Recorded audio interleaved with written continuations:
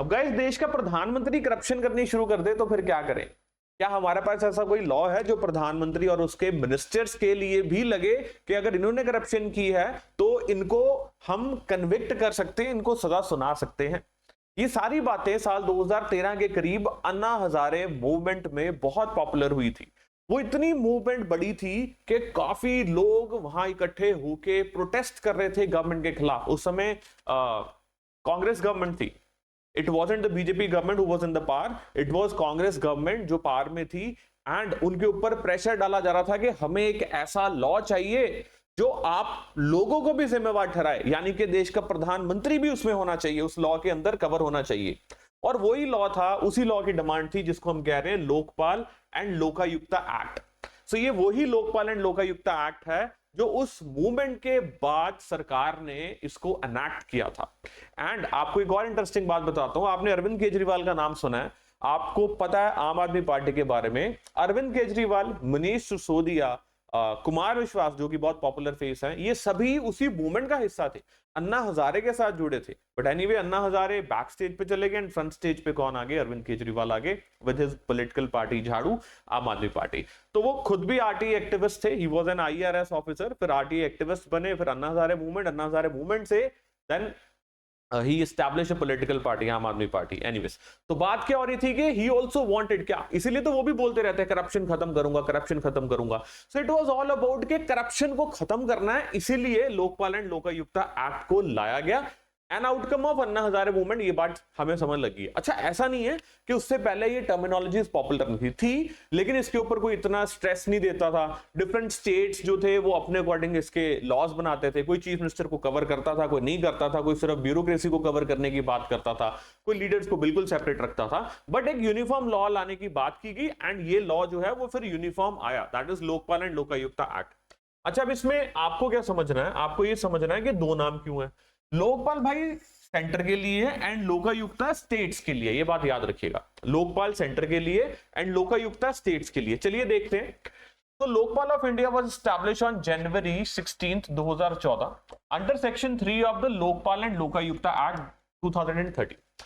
तो कब एस्टैब्लिश किया गया लोकपाल को? 2014 में एस्टैब्लिश किया गया।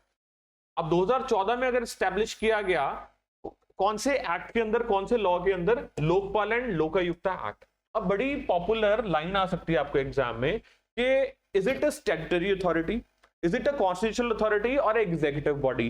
तो आपको ये समझने की जरूरत है कि सिंस पार्लियामेंट ने एक लॉ बनाया, पार्लियामेंट ने लॉ बनाया कौन सा? Lokpal and Lokayukta act 2013। इसका आउटकम क्या हुआ? लोकपाल। तो ये क्या हुई? This is a statutory authority, not constitutional. ये संविधान में संशोधन नहीं किया गया, संविधान को अमेंड नहीं किया गया, ऑलराइट। ना ही प्राइम मिनिस्टर ने या और अदर एग्जीक्यूटिव ने इसको अपनी मर्जी से बना दिया, ना।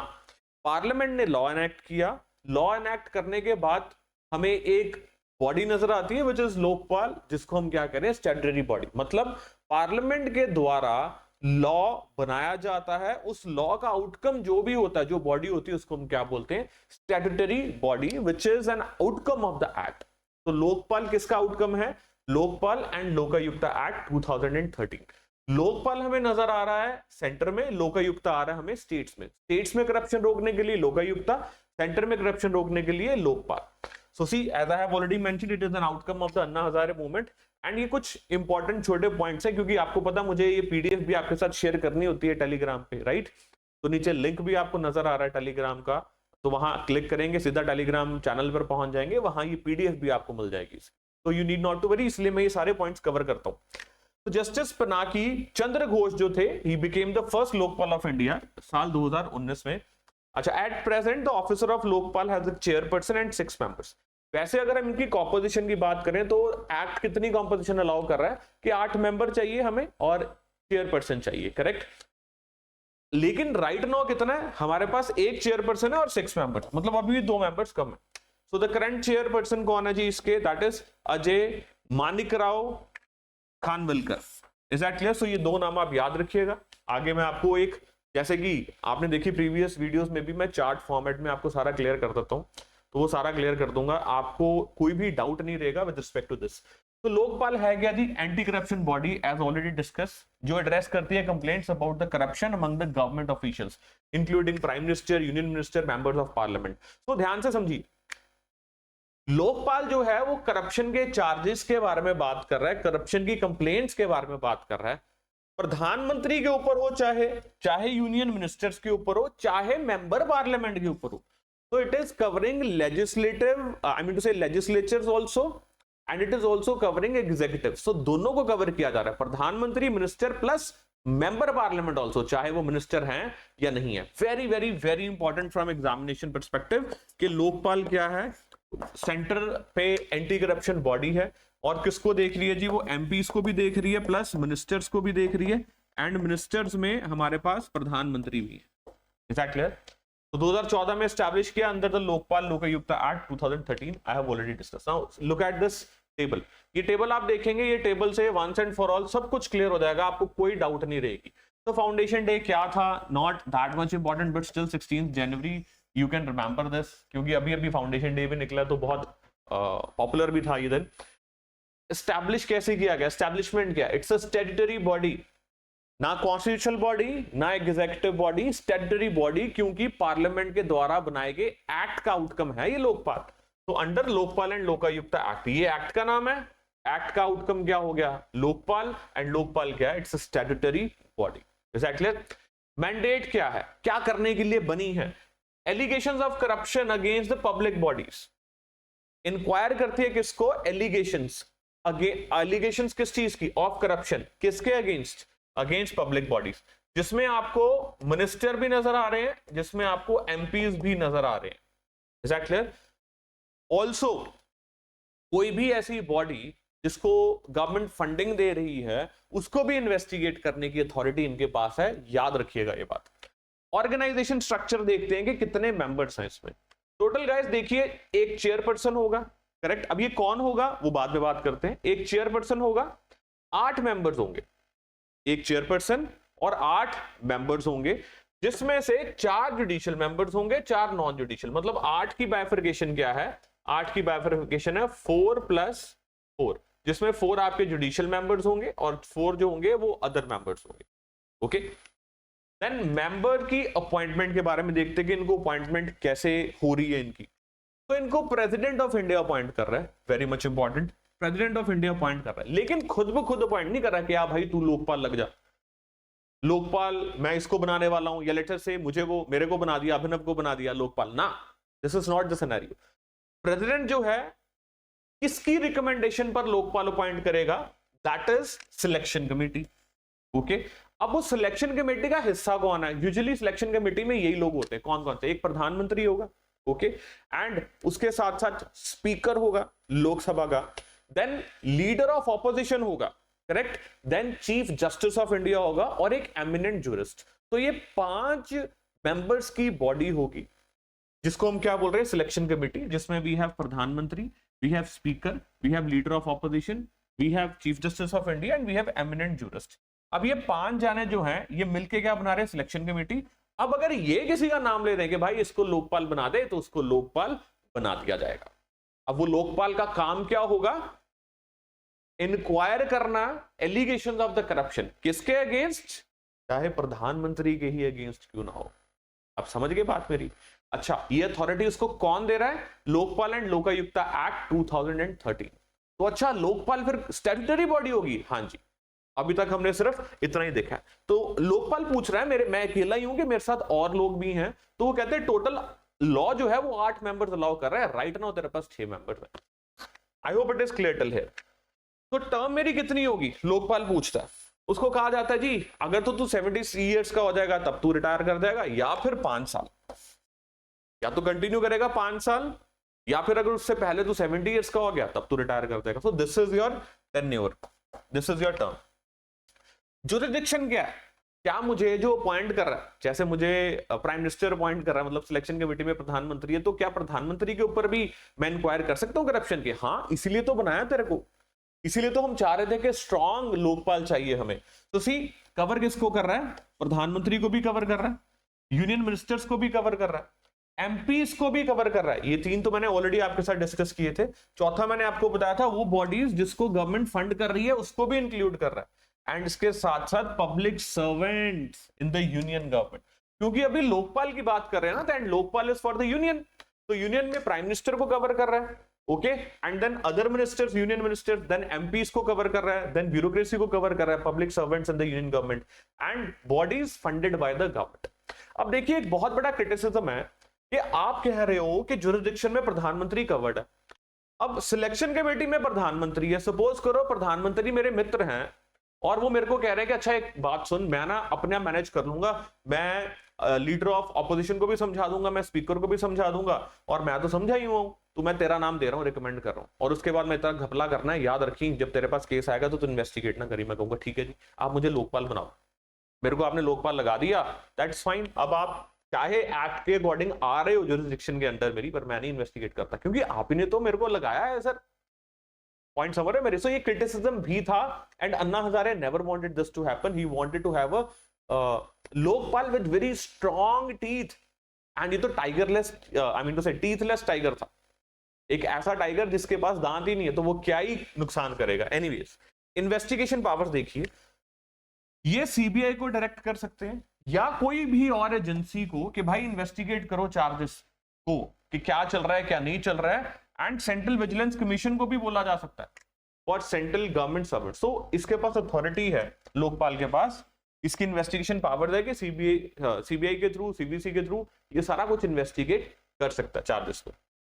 अच्छा, अब बात हुई प्रधानमंत्री की कि प्रधानमंत्री तो इतनी बड़ी अथॉरिटी है, तो क्या उसके ऊपर कोई भी एलिगेशन लगा दे करप्शन की तो आप ऐसे इन्वेस्टिगेशन करने लग जाएंगे? ये तो बड़ी प्रॉब्लमेटिक बात है। तो एक्ट क्या कहता है? एक्ट कहता है नहीं, ऐसा नहीं होगा। अगर बात प्रधानमंत्री के ऊपर आ रही है, what we need to do, at least 2/3 of the Lokpal members की अप्रूवल चाहिए। मैंने 2/3 पार्लियामेंट की नहीं कहा, ध्यान से सुनना मेरे शब्दों को। 2/3 not of the parliament, 2/3 of the Lokpal approval, मतलब जितनी लोकपाल मेंबर्स की बॉडी है उसमें 2/3 should say, let us suppose total 6 members हैं, तो at least 2/3। Is that clear to you?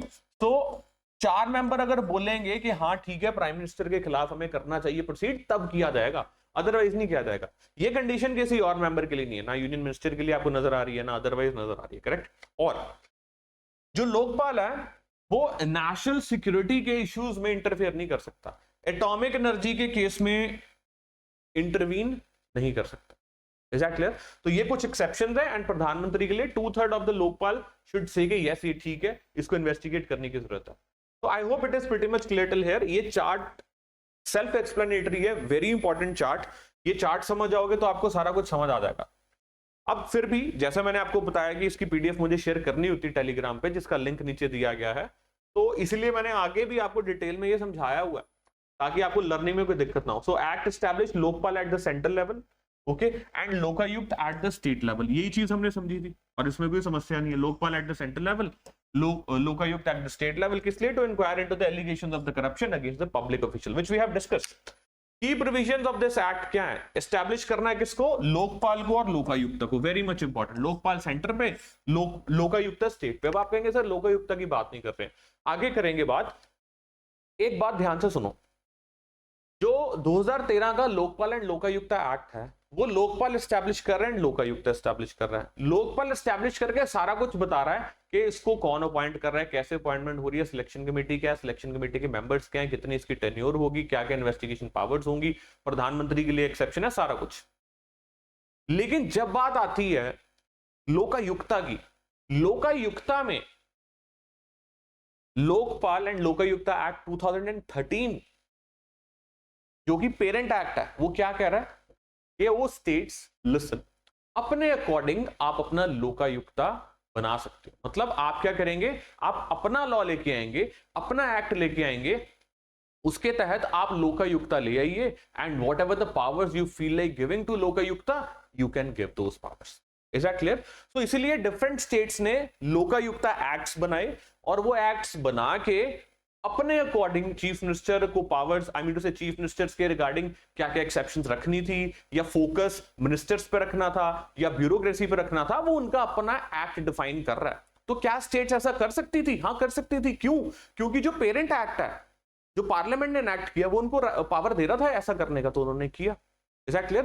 तो डिफरेंट स्टेट्स के अपने अकॉर्डिंग क्या है, लोकायुक्तास है, मोर और लेस इसी लाइन पर रहते हैं जैसे लोकपाल की लाइन है, ओके, वैसे ही वर्क करते हैं, बट फिर भी थोड़े थोड़े डिफरेंसेस हर स्टेट ने अकॉर्डिंगली डाल लिए। इसलिए हम हर स्टेट का लोकायुक्ता नहीं पढ़ रहे हैं, हम ब्रॉडर पिक्चर देख रहे हैं। तो this was important to tell you, but still we are going to see the difference between Lokpal and Lokayukta ahead.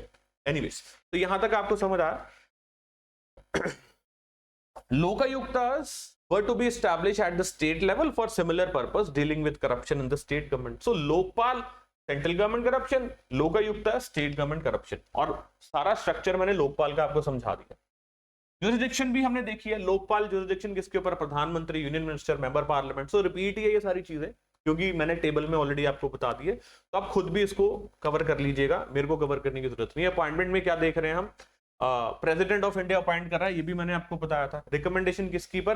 प्रधानमंत्री, एक कमेटी होगी, सिलेक्शन कमेटी। सिलेक्शन कमेटी का मेंबर कौन? प्रधानमंत्री, speaker, leader of the opposition, chief justice of India and eminent jurist. ये भी मैंने आपको इधर दिखाया था टेबल में, अगर आपको ध्यान में हो। सी सिलेक्शन कमेटी, हमने ये भी सारा किया हुआ है। तो टेबल में मैंने वंस एंड फॉर ऑल को सारी चीज समझा दी थी। The term, this is also we have done 5 years or 70 years. So ये फिर आपको क्या सर क्यों डिटेल दे रहे हो? डिटेल इसलिए क्योंकि पीडीएफ शेयर करनी है। चलिए आगे। अच्छा, ये अमेंडमेंट देखिए, अमेंडमेंट में क्या था? अमेंडमेंट ने क्या किया? 30 दिन का स्ट्रिक्ट टाइम पीरियड रिमूव कर दिया। जब भी देखो ऐसा एलिगेशंस लगते थे तो उसमें क्या होता था कि आपको 30 डेज के अंदर अपने अपने एसेट्स एंड लायबिलिटीज डिक्लेयर करनी पड़ती थी, किससे कितने पैसे लेने, किसके कितने देने हैं, मेरे पास कितने एसेट है।